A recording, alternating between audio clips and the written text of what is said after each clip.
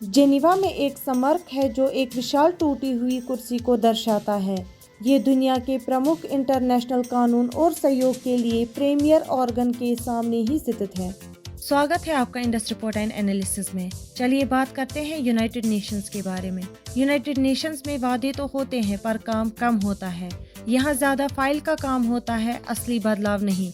1945 में world war second के बाद यूएन नाम से एक इंटरनेशनल ऑर्गेनाइजेशन बना, जिसका मेन एम है शांति सुरक्षा बनाए रखना, देश देश के बीच सहयोग बढ़ाना और दुनिया भर में सामाजिक प्रगति, बेहतर जीवन और मानव अधिकार को प्रमोट करना। यूएन का हेडक्वार्टर न्यूयॉर्क सिटी में है और इसमें 193 देश शामिल है। यूएन के कुछ इम्पोर्टेंट पार्ट से जो ऑर्गेनाइजेशन के काम और मकसद में अलग अलग रोल निभाते हैं। यूएन के मुख्य हिस्से हैं: number 1 General Assembly, number 2 Security Council, number 3 Secretariat, number 4 International Court of Justice, number 5 Economic and Social Council, number 6 specialised agencies and programme. UN जो इंटरनेशनल कोऑपरेशन और विवाद सुलझाने का अहम मंच है, उसे कई चुनौतियों और खामियों में भी खड़ा होना पड़ता है जो उसकी इफेक्टिवनेस को रोक सकता है। आज के बहुत से मल्टीलैटरलिज्म की उलझनों को ध्यान में रखते हुए कई लोग इसे मारने वाले संस्था के रूप में देखते हैं। यूनाइटेड नेशंस की मूल भावना युद्ध को राजनीति से बदलना थी। इन खामियों को समझने के लिए एक नज़र डालते हैं यूनाइटेड नेशंस सिक्योरिटी काउंसिल पर। सिक्योरिटी काउंसिल का काम है इंटरनेशनल शांति और सुरक्षा बनाए रखना। इसमें 15 सदस्य होते हैं, 5 permanent: China, France, Russia, the United kingdom और द यूनाइटेड स्टेट्स, और 10 नॉन परमानेंट जो 2 साल के लिए जनरल असेंबली द्वारा चुने जाते हैं। सिक्योरिटी काउंसिल का सबसे बड़ा फीचर 5 परमानेंट सदस्यों के पास वीटो पावर है। ये पावर किसी भी परमानेंट मेंबर को किसी भी ठोस समाधान को रोकने या वीटो करने की ताकत देता है, बाकी मेंबर्स की सपोर्ट पर निर्भर नहीं है। वीटो पावर का मकसद था कि बड़े राज्यों को सिक्योरिटी काउंसिल के फैसलों में भागीदारी हो और किसी एक देश या कई देशों के एक ग्रुप को काउंसिल के एजेंडा पर अधिकार न होने दे। लेकिन ये भी विवाद और आलोचना के विषय रहा है, क्योंकि ये हालात में रुकावट कर सकता है जहां परमानेंट मेंबर्स के बीच बहस हो। वीटो पावर कुछ देशों के हाथ में सारी ताकत को बहुत ज़्यादा इकट्ठा करता है, जबकि यूएन के मेजॉरिटी मेंबर्स को सिक्योरिटी काउंसिल में उतना प्रभाव नहीं मिलता। जर्मनी, जापान, ब्राज़ील और इंडिया जैसे देशों को कोई वीटो पावर नहीं है, हालांकि उनका ग्लोबल महत्व है, और अफ्रीका, साउथ अफ्रीका और मिडल ईस्ट जैसे इलाकों को भी वीटो पावर का हक नहीं है।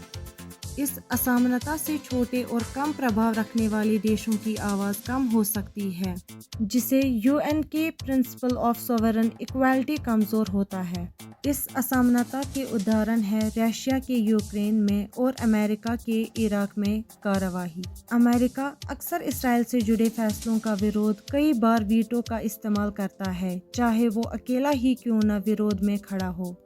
इस समय राज्यों के इंटरस्टेट इंटरेस्ट्स और आइडियोलॉजीज ने 5 वीटो पावर्स के बीच अंतर को बढ़ा दिया है। रशिया और चाइना अक्सर एक तरफ सहमति करते हैं, जबकि अमेरिका, ब्रिटेन और फ्रांस दूसरी तरफ एक फ्रेंड बनाते हैं। सिक्योरिटी काउंसिल ने Ukraine, Israel, Yemen, Syria, Sudan और कई और कॉन्फ्लिक्ट्स पर कई बार कार्रवाई नहीं की है, क्योंकि एक या एक से ज़्यादा परमानेंट मेंबर्स ने वीटो का इस्तेमाल किया है। चलिए देखते हैं इसका हल क्या है।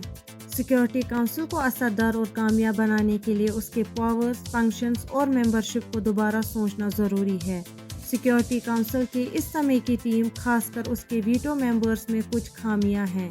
यूनाइटेड नेशंस सिक्योरिटी काउंसिल में वीटो पावर को सुधारना, जैसे उसमें महसूस किए गए असंतुलन का समाधान हो सके, एक कॉम्प्लेक्स और कंटेंशियस मुद्दा है। वीटो डिस्ट्रीब्यूशन में इनइक्वालिटी को देखते हुए सिक्योरिटी काउंसिल को परमानेंट मेंबर्स की संख्या को बढ़ाने, सेमी परमानेंट मेंबर्स को शामिल करने, वीटो पावर पर रोकथाम लगाने, अकाउंटेबिलिटी को बढ़ावा देने या वीटो की विचार को पूरी तरह से मिटाने से फ़ायदा हो सकता है। अगर अफ्रीका, इंडिया, ब्राज़ील और जर्मनी जैसे देशों को यूनाइटेड नेशंस सिक्योरिटी काउंसिल में वीटो पावर दी जाए तो ये ग्लोबल गवर्नेंस और इंटरनेशनल रिलेशंस के लिए फ़ायदेमंद साबित होंगे। इन देशों को वीटो पावर देने से सिक्योरिटी काउंसिल के परमानेंट मेंबर्स में उपस्थित अंडर रिप्रेजेंटेड इलाकों की रिप्रेजेंटेशन बढ़ जाएगी। इससे यूएन के सदस्य राज्यों में अन्याय कम हो सकता है और फैसले लेने का प्रोसेस और ज़्यादा इक्विटेबल बन सकता है। अफ्रीका, इंडिया, ब्राज़ील और जर्मनी जैसे देशों को सिक्योरिटी काउंसिल के परमानेंट मेंबर्स बनाने से इस समय के परमानेंट मेंबर्स से अलग तरह से मुद्दों पर ज़्यादा ध्यान दिया जा सकता है, जैसे विकास, गरीबी कम करने और क्लाइमेट चेंज, जो काउंसिल के एजेंडा में नए पर्सपेक्टिव्स और प्रायोरिटीज़ लेकर आएंगे। और देशों को वीटो पावर देना ग्लोबल पावर और प्रभाव को बैलेंस में एक बदलाव का संकेत हो सकता है, जो इंटरनेशनल मामलों में पश्चिमी देशों की पारंपरिक डोमिनेंस को चैलेंज करता है। लेकिन कई लोग यूएन के सुधार को नामुमकिन मानते हैं, क्योंकि ये परमानेंट मेंबर्स की इच्छा पर निर्भर है। सिक्योरिटी काउंसिल की कार्यवाही ने यूनाइटेड नेशंस को इंटरनेशनल लॉ एंड कोऑपरेशन के लिए क्रेडिबिलिटी एंड लेजिटिमेसी को काफ़ी नुकसान पहुंचाया है। यूएन में सत्ता की राजनीति निर्णयों, पॉलिसीज़ और नतीजों को प्रभावित करती है। ये उनकी सबसे बड़ी कमजोरी है और बदलना मुश्किल है। यूएन की कमजोरियों को समझने के लिए हमें कुछ बड़े हिस्सों को देखना पड़ता है जहां ऑर्गेनाइजेशन को काम करने में मुश्किल होती है। यूएन में इन समस्याओं का हल मेंबर स्टेट्स के मिलजुल कर एफर्ट्स से हो सकता है, जो इंटरनेशनल पीस एंड सिक्योरिटी को बनाने रखने में मदद करता है। दोस्तों, क्या आपको लगता है कि इंडिया को वीटो पावर मिलना चाहिए कि नहीं? आप अपनी राय हमें शेयर करें और यदि आपको ये वीडियो पसंद आए तो लाइक करें और शेयर करें।